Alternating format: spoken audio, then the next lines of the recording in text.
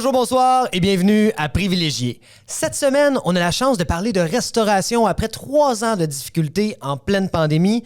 Et avant de vous présenter mon invité de prestige aujourd'hui qui nous a donné l'honneur de venir nous parler pendant 45 minutes en studio, je vous présente, comme à chaque semaine, le privilège de la semaine.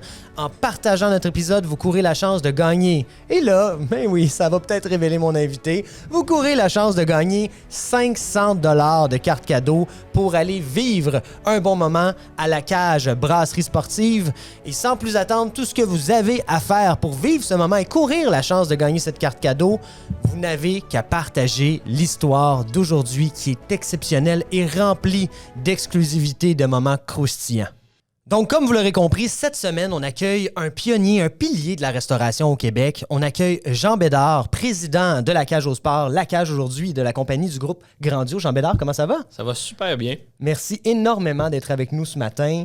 On va parler de beaucoup de choses, surtout ton parcours, en fait, qui est impressionnant. Un comptable qui est en restauration. Je connais des ingénieurs qui finissent par construire des maisons ou partir des entreprises, mais il va falloir que tu m'expliques. Et avant de rentrer en détail, pour les gens qui ne te connaissent pas, ce qui m'étonnerait, en fait, parce que tu es une figure au Québec par rapport aux événements sportifs. La Cage, vous l'avez transformée dans les 30 dernières années, si je ne me trompe pas. Mais vous avez étudié au HEC en comptabilité, parti votre cabinet comptable dans la vingtaine. Vous êtes tombé en amour avec la Cage en 86 et devenu franchisé en 89 à l'âge de 26 ans. Et en 2022, vous avez décidé de privatiser la Cage au Sport qui était publique autrefois. Excusez-moi, j'appelle ça encore la Cage au Sport. C'est bien correct, c'est bien normal. Mais je pense que c'est le nom qui a marqué le Québec. Oui, absolument. Et cette transformation en 2015 pour la Cage, en fait, Brasserie Sportive,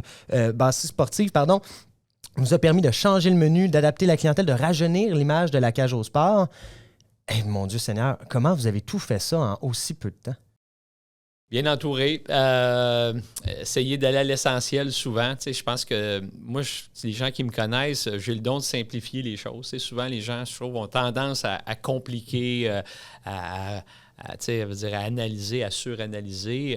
Évidemment, l'expérience aussi aide là-dedans. J'ai commencé jeune. J'ai toujours aimé le sport. J'ai toujours aimé les événements. J'ai toujours aimé... le concept de la Cage au Sport, en fait, était... Quand la première fois que je suis rentré dans une cage, j'étais à l'université, puis quand je suis rentré là, je dis ils ont vraiment pensé ça pour moi. Tu sais, moi, je suis un gars qui aime le voir du monde, j'aime ça, le sport, j'aime ça prendre une bière. Quand je suis rentré, je dis celui qui a pensé à ça, j'étais son client cible. Évidemment, aussi, quand tu as une marque puis tu as un produit que tu aimes, c'est toujours plus facile à mettre du temps dedans, de la passion et tout ça. Donc, évidemment, ça fait quand même... 89, là, ça fait quand même quasiment 35 ans que je suis près de la Cage. Même, je dirais que mon premier contact était en 86, alors que j'étais à l'université, justement. Mais j'aime ça encore autant, de façon différente, je dirais, parce qu'au début, on fait tout. Hein, quand on commence, moi, j'ai fait le marketing, j'ai fait les opérations, j'ai fait les achats, j'ai fait à peu près la comptabilité de cette organisation-là. Mais aujourd'hui, j'ai vraiment la chance d'avoir des gens qui sont passionnés autant que moi autour de la Cage, puis autour des autres entreprises qu'on a acquis au cours des dernières années. Puis moi, ça me permet justement d'avoir du recul puis de préparer la suite. Puis avant de parler de la Cage, Jean, parce qu'on en a beaucoup à parler aujourd'hui par rapport à la Cage et à tout ce qui entoure le groupe Grandio. On parle de combien de marques au total qui font partie du groupe Grandio? Là, je pense, là, on se parle, puis j'en annonce une cet après-midi. On regarde ça pour plus tard. Je pense qu'on est rendu à peu près à 13 marques. Wow. Il y a un petit peu de ménage à faire. Je pense que c'est toutes des belles marques qui ont des jambes. Près de 4000 employés. Donc, évidemment... De dire ça 1 an après qu'on vient juste de sortir de la pandémie où il y a eu une période où on n'avait quasiment pas d'employés, pas de restaurants ouverts. C'est le fun quand même. Même moi, quand j'en parle, ça me donne des frissons parce que je me dis que je retourne il y a 2 ans, on n'emmenait pas large, mais d'essayer de relever de ça assez rapidement. Moi, je suis bien fier de ça. Puis c'est surtout, je suis fier de mon équipe qui m'a pas lâché pendant cette période-là. Félicitations, Jean. Merci. J'aimerais parler de vous un peu. Votre parcours commence dans la vingtaine, puis ça m'inspire beaucoup parce que j'ai commencé à 16 ans, en fait, mais disons dans la vingtaine, dans le milieu actif. Vous êtes natif de quel endroit? Ça part de où l'histoire de Jean Bédard? En fait, moi, je suis né à Drummondville. Mon père travaillait à l'Hydro-Québec. Donc, moi, mon père n'était pas dans les affaires. Toute sa vie, il a fini à 4h30. Il venait dîner chez nous le midi, puis tout ça. Moi, je pense que c'est plus de mon grand-père maternel là, qui a toujours été en affaires. Puis je sais pas pourquoi. Moi, j'étais un jeune qui... J'aimais ça m'asseoir à côté puis l'écouter parler. Les gens venaient le voir, le conseiller. Puis ça m'a toujours intéressé. Je m'en rends compte après, là, avec du recul. J'ai été à 9 ans à Drummondville. Après ça, mon père était transféré à Montréal. J'ai resté 4 ans à Brossard. Puis après ça, en 1976, à 12 ans, j'ai déménagé à Saint-Hyacinthe. Puis là, je suis là depuis ce temps-là. J'ai fait un parcours en comptabilité. Le monde se demande si tu fais en comptabilité. Mais le monde me disait, qu'est-ce que tu fais en comptabilité? Tu n'es pas un vrai comptable. Mais je me disais, si je sais compter, je vais sauver du temps là-dedans pour des choses que j'aime plus. Puis c'est un parcours qui m'a aidé beaucoup. Mon background finance, même si c'est probablement ce que je fais le moins dans une semaine. Je veux dire, la finance, puis c'est ça que j'ai dit d'ailleurs à mes gars, j'ai dit savoir compter, ça sert toujours. C'est la base. C'est drôle parce que j'ai publié une vidéo hier où je suis un peu critique, disons, en disant je rencontre des entrepreneurs à toutes les semaines. Puis des fois, ils me disent j'ai un comptable qui s'occupe de mes chiffres. Est-ce qu'on est d'accord que si tu comprends pas tes chiffres, tu sais pas où tu t'en vas? Moi, écoute, je te dirais que, moi, là, je regarde juste mes ventes, puis je sais comment que le mois va finir, puis évidemment, je passe pas trop de temps à savoir, à contrôler parce que j'ai mes KPI, j'ai maîtrise. Ça te permet aussi, c'est comme un pilote de bateau, si tu sais comment que les instruments fonctionnent, tu vas mieux que tu te fies tout le temps au pilote qui va te dire n'importe quoi, on va à gauche, on va à droite, tout ça.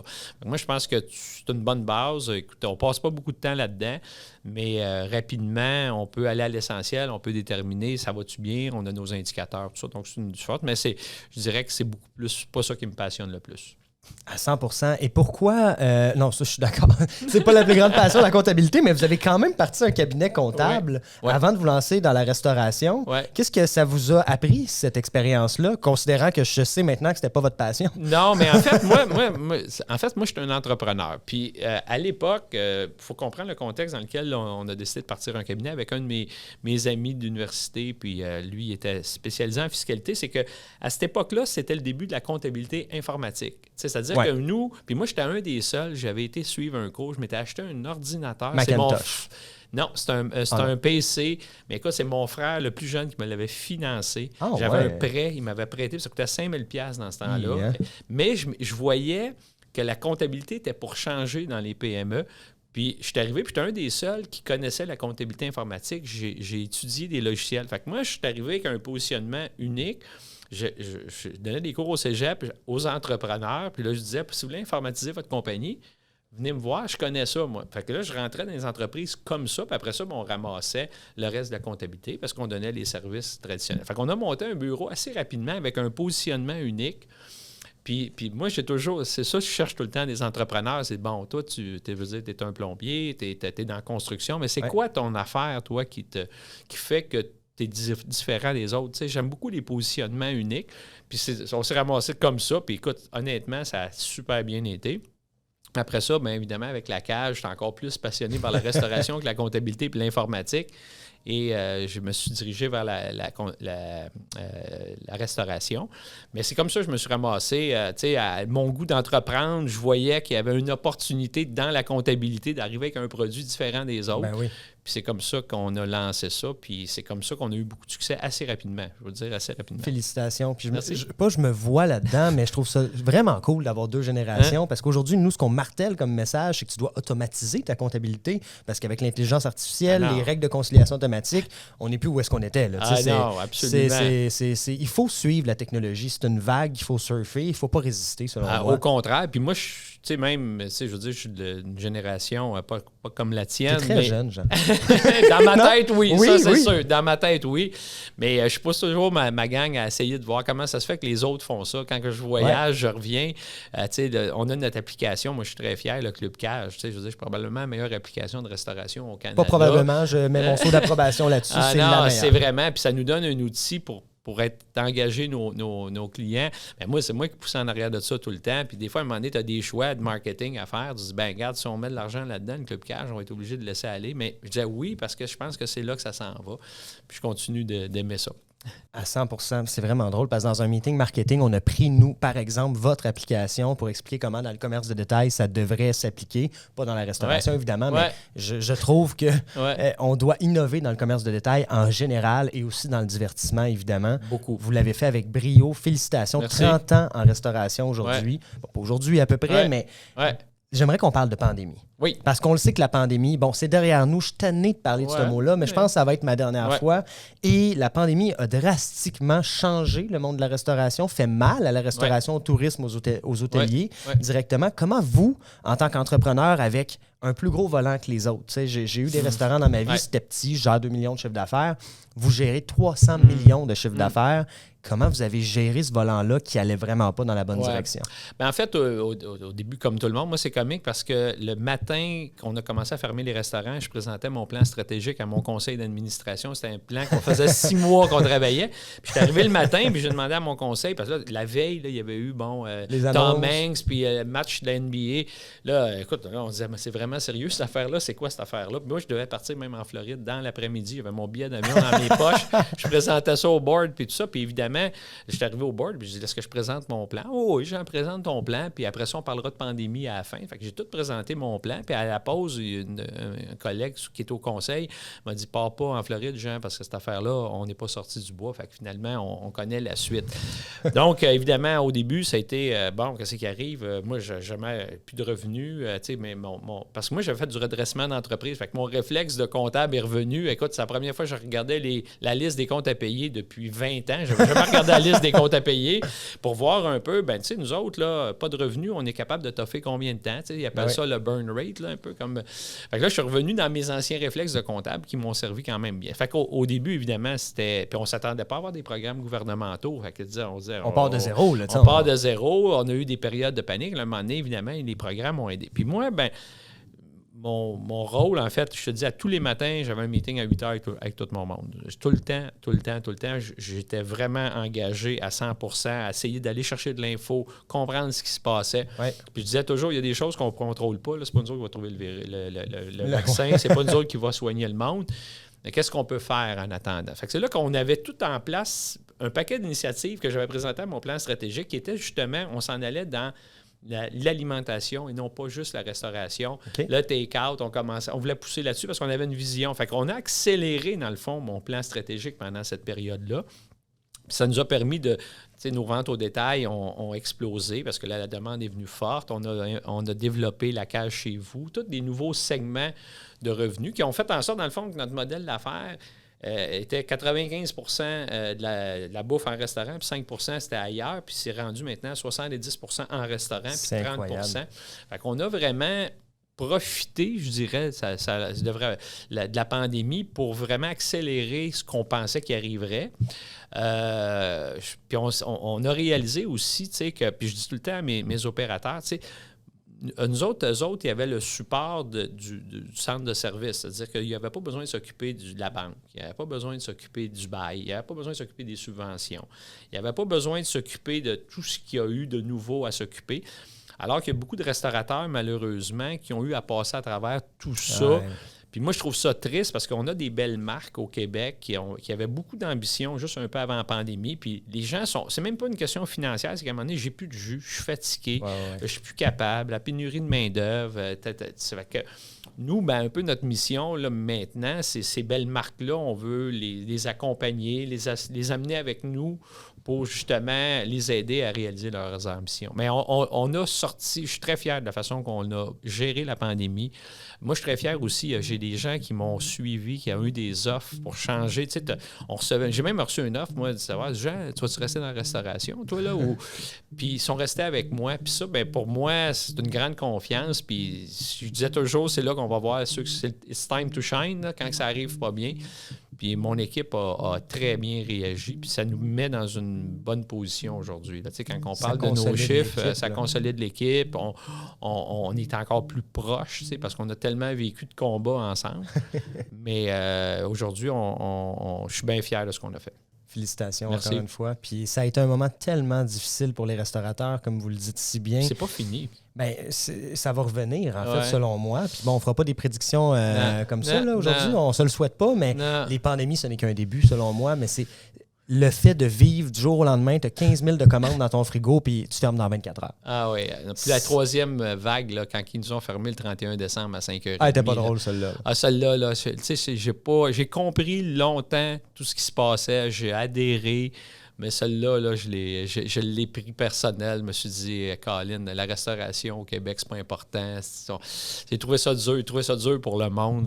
Mais en fait, c'est du passé. Puis comme on dit, on regarde en avant. Revenons à la restauration. Oui. Vous avez eu énormément de projets dans les dernières années, dont un présentement qu'on peut officiellement annoncer, qui va être annoncé cet après-midi, mais nous, on est diffusé en différé. En différé, merci. Qu'est-ce qui se passe là en ce moment avec le groupe Grandio, qui est votre groupe de restauration? Bien, en fait, on est évidemment très sollicité par des gens qui ont des beaux projets puis qui réalisent en fait qu'il faut être ensemble pour pouvoir faire continuer de grandir nos marques. Nous, la stratégie qu'on s'est donnée, le groupe Grandio, c'est pour ça qu'on s'appelle Grandio, c'est faire grandir des marques, faire grandir des gens. C'est ça un peu là, l'idée derrière ça. Et on aime beaucoup les marques québécoises. C'est notre dada. Et ce qu'on regarde, puis on est beaucoup sollicité des gens qui veulent travailler avec nous. La première chose que je regarde, moi, c'est souvent les gens. Est-ce qu'on va avoir du fun à travailler ensemble? Parce que les gens qui me connaissent, ça a même marqué dans mon album des finissants au secondaire, c'est que moi, je suis un gars de projet pourvu qu'il y ait de la rigolade. Puis c'est vraiment vrai, tu sais, puis je le dis, je me rends compte, après, le monde, ils disent, on va avoir du fun. Tu sais, on devrait faire ça, on va avoir du fun. Puis ça, c'est comme un peu bien important pour moi. Fait qu'évidemment, quand on commence à regarder des choses, ben ce fun-là, il faut que ça connecte. Il faut que c'est des gens qui aient la même culture. Nous autres, on aime avoir du fun, on n'est pas des gens compliqués, on est agiles et tout ça. Fait qu'on regarde beaucoup de projets. L'été passé, ben, on a mené le groupe Resto Plaisir avec nous autres à Québec, très présent à Québec, 12 restaurants. Le Cochon d'Inde, on va amener le Cochon d'Inde dans la région de Montréal. C'est une marque, je pense, qui est connue, que les gens, à toutes les fois qu'ils vont à Québec, connaissent bien le Cochon d'Inde. On aimerait amener ici. Après ça, ben, on a Moishus qu'on avait acquis juste avant la pandémie, qu'on devait ouvrir là, en 2020 et que finalement, ben, on sait ce qui est arrivé, on a fermé. On déménage dans l'édifice de la Caisse de dépôt cet été. On veut ouvrir avant le Grand Prix, donc on est dans la construction. Mais évidemment, ce qui est encore... Les gens, il ne faut pas qu'ils oublient en plus, c'est que tout est plus compliqué pour ouvrir un restaurant maintenant. T'sais, avant, ça pourrait prendre 10-12 semaines, mais là, c'est comme quasiment le double. L'approvisionnement, les permis, tout est... on dirait que la chaîne de production il y a eu un beat qui a été perdu. Ouais. Tout est plus complexe. Commander à la vaisselle, tout est plus compliqué. Fait que c'est sûr que des fois, les échéanciers ont le plus de difficultés à les respecter. Fait que c'est très compliqué d'ouvrir un nouveau restaurant en plus aujourd'hui. Et là, ben c'est ça, on va annoncer Gibby's cet après-midi. Je vais rencontrer les employés. Gibby's, qui est une marque aussi iconique, 50 ans à Montréal, dans le Vieux-Montréal, également un restaurant à Saint-Sauveur. Wow. Et on a quelques autres projets intéressants là, qu'on va avoir. Donc, moi, je suis un entrepreneur, j'ai des projets, je m'amuse, puis j'ai une équipe aussi avec qui on a bien du plaisir. Puis l'idée derrière ça, puis c'est ça qui est important, c'est qu'on veut travailler avec les gens avec qui on amène. On ne veut pas nécessairement profiter du fait que c'était la pandémie, veut dire on veut faire une occasion d'affaires, tout ça. Donc, je pense que l'idée, c'est plus de dire, bon, OK, tu as eu des problèmes, on va travailler ça, on va remonter ça, puis après ça, on va développer. Donc, moi, c'est quelque chose qui me passionne, en plus de l'ouverture en France. Je ne sais pas si on ouvre le 1er juin à Bordeaux. Ah oui, ça, c'est mon projet. La Cage Brasserie Sportive à Bordeaux, en France. 1er juin. Pourquoi Bordeaux? En fait, je vais vous expliquer l'histoire. Est-ce que c'est pour le vin? Hein? Non, je vais vous expliquer comment c'est arrivé, ce projet-là. Moi, ça fait longtemps. On avait regardé, nous autres, en 2000 à peu près. On avait eu même une personne de Nantes qui était prêt à acheter les droits de la cage au sport de l'époque pour ouvrir en France. Finalement, ça n'a pas fonctionné. Il devait avoir son fils qui prenait la relève. Son fils a décidé de se retirer de la restauration. C'est un franchisé qui avait plusieurs McDo à Nantes. Et à cette époque-là, je me rappelle, on avait même fait faire des études marketing. Puis je dirais que les Québécois, on était vus un petit peu comme la cabane au Canada, là, les chemises de chasse, tout ça. On dort dans les igloos. Ouais, c'est ça. Et donc, finalement, ce projet-là a chopé, mais à chaque année, on avait toujours des gens qui nous voient « Ah, je suis allé à la cage ». Puis je dirais que depuis les 5 dernières années, depuis qu'on a changé le menu, là ça arrivait beaucoup plus. Là. Premièrement, on a quand même assez de Français qui travaillent chez nous dans nos cages, surtout au centre-ville de Montréal. Et je me fais souvent dire de réouvrir ça en France, en Europe et tout ça. Et là, ben, j'ai rencontré un gars qui développait sa marque. Il y a 230 boulangeries en France, la boulangerie Ange, qui s'en venait s'établir au Québec. Il y en a 7 maintenant ici au Québec. Puis lui, quand il est rentré dans une cage, il a tombé en amour avec le concept, puis il a dit, il faut que je rencontre le propriétaire, qui est moi. Et c'est un ami commun qui nous a présenté il y a de ça 5 ans. Puis lui, essentiellement, veut développer la cage en France. On devait ouvrir en 2020. Évidemment, pandémie. Et donc, 3 ans plus tard, on ouvre notre premier restaurant à Bordeaux. Pourquoi Bordeaux? Parce que lui, un de ses partenaires, une personne qui est très connue à Bordeaux, un ancien vedette de l'équipe nationale de rugby. C'est lui qui va gérer un colosse de 6 pieds 8, qui va gérer le restaurant, le premier restaurant à Bordeaux. Donc, il est en construction. Écoute, on a un groupe de Québécois, de nos partenaires qui vont être là sur place. Je pense qu'on fait la soirée d'ouverture le 6 juin à Bordeaux. Le concept, eux autres, ils le veulent pareil.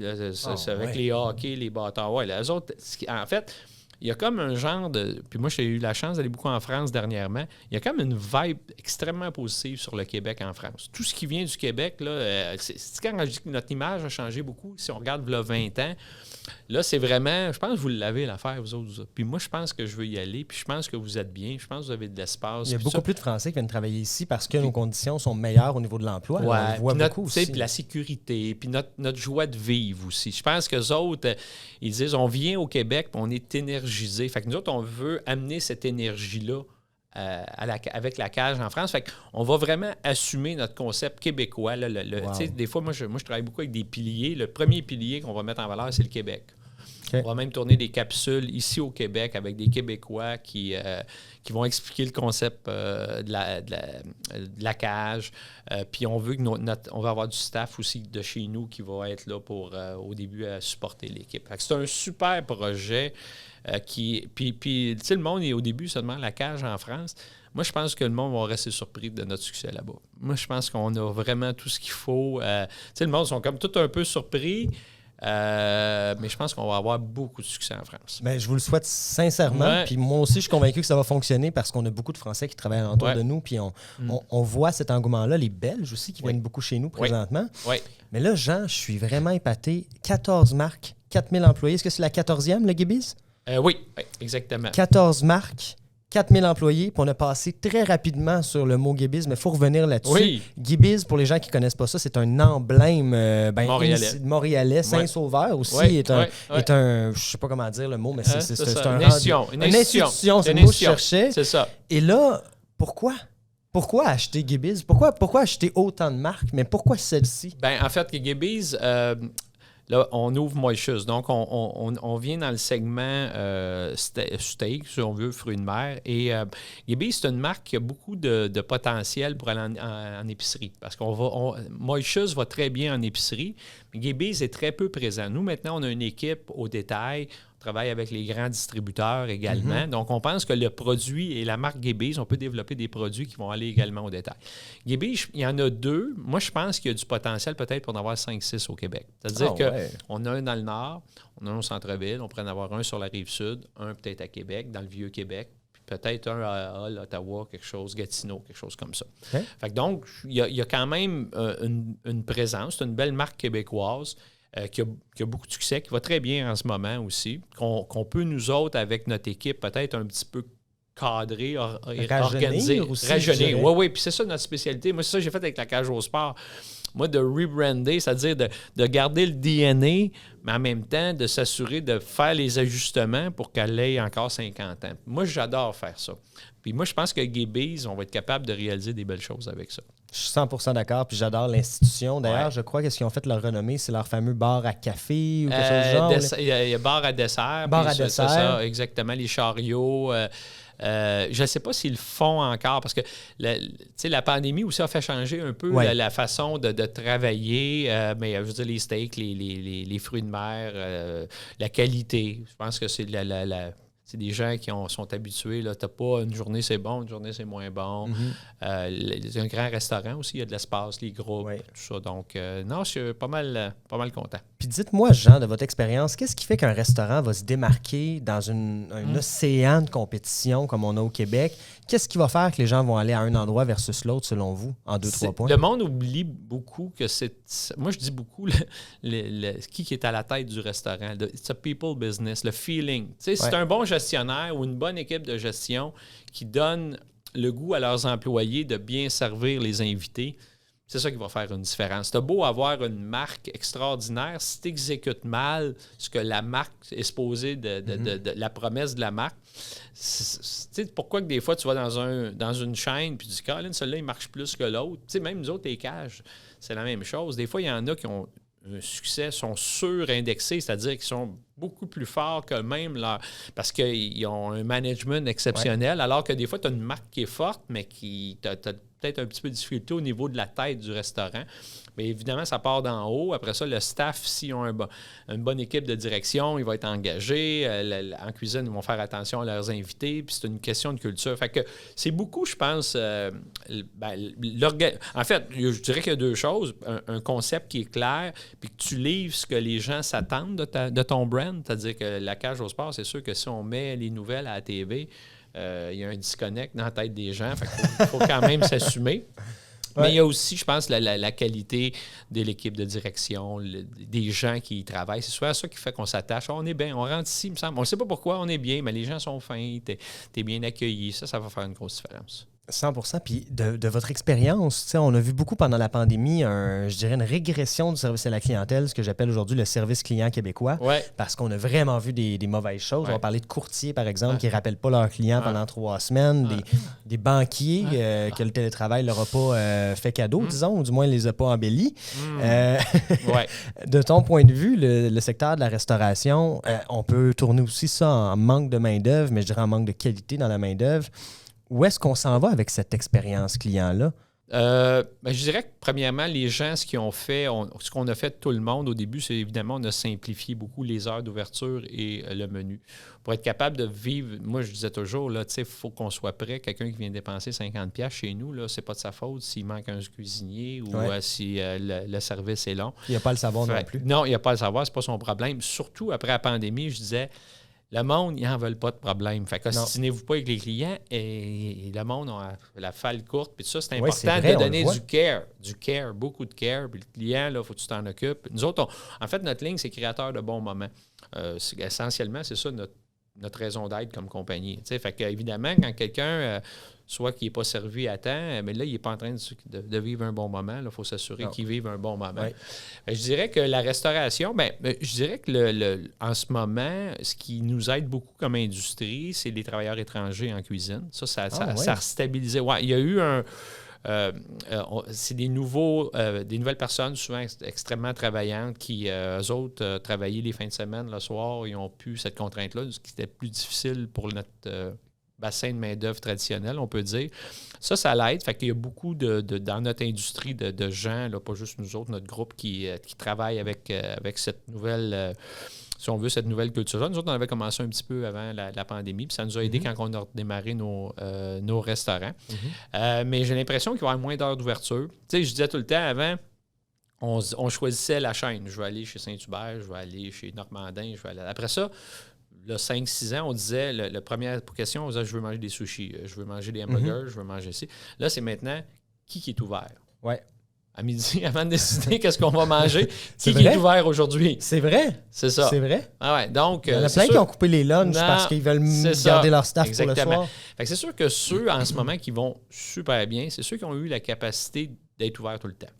Parce que là, le monde n'a plus cette question-là. Puis nous, ça, je suis assez fier aussi de ça. On est pas mal ouverts tout le temps. Il y en a en ce moment qui ont eu de la difficulté à redécoller parce que là, tu arrives là, le lundi, il n'est pas ouvert, le mardi, il est ouvert et tout ça.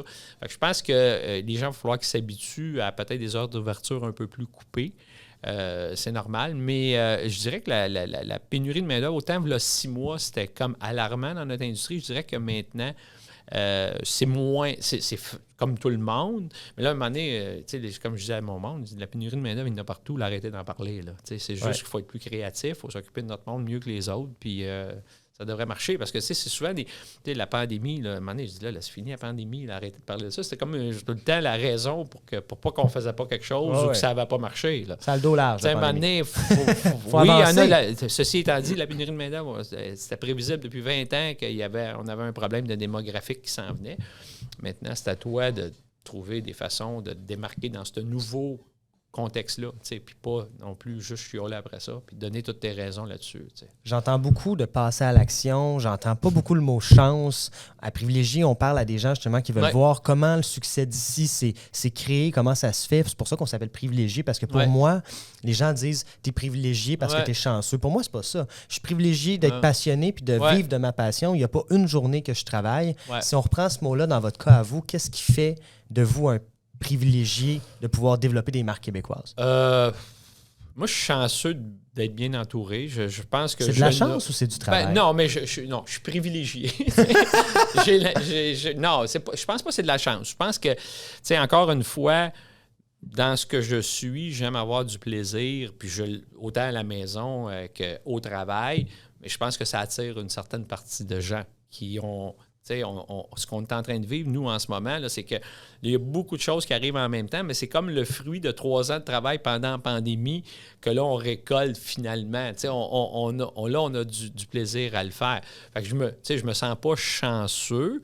On fait souvent notre chance. Je pense qu'on fait souvent notre chance avec qui on s'entoure, dans les décisions qu'on prend, dans la façon qu'on voit les choses aussi. Moi, je rencontre souvent des gens ils vont arriver à une situation, puis ils voient le verre à moitié plein au lieu de, oui, OK, il y a ça, mais par contre, il y a tout ça comme potentiel. La pénurie de main-d'œuvre, c'est un exemple. Il y a deux façons de voir ça. Tu peux passer tous les matins, arriver et dire « Ah, maudite pénurie de main-d'œuvre ». D'ailleurs, j'ai un de mes gestionnaires. Lui, je trouve, à toutes les fois que je vois, lui... C'est décourageant quand tu y parles. Fait que je me dis, quand son employé rentre, là, puis s'il y en a un qui n'a pas rentré hier, tu ne crées pas un esprit de winner, tu sais. Fait que tu n'attires pas nécessairement, comme la chance, comme le monde aime souvent dire. Fait que je pense que c'est une question d'attitude, une question de façon de voir les choses, puis de tout ce qui peut t'arriver, il y a toujours des choses positives que tu peux ressortir. Puis faire des erreurs quand tu es entrepreneur, ben là, ça ne faut pas t'avoir peur de faire ça. On en fait en masse. Puis on les corrige. Oui, on les corrige. On apprend, puis on s'en sert d'opportunité pour arriver ailleurs, tout simplement. Tout le temps, moi, quand je fais une erreur une fois, ça affecte mon orgueil. Quand je le fais 2 fois, là, je touche à mon intelligence. Là, je me dis, c'est une belle façon de voir les choses. Ouais. Puis dites-moi, Jean, pour en fait donner un peu d'informations aux gens qui nous écoutent à notre auditoire, qui est de plus en plus présente. D'ailleurs, on est rendu à l'épisode 7, si je ne me trompe pas. Je dis souvent que seul, on va plus vite, mais qu'en équipe, on va plus loin.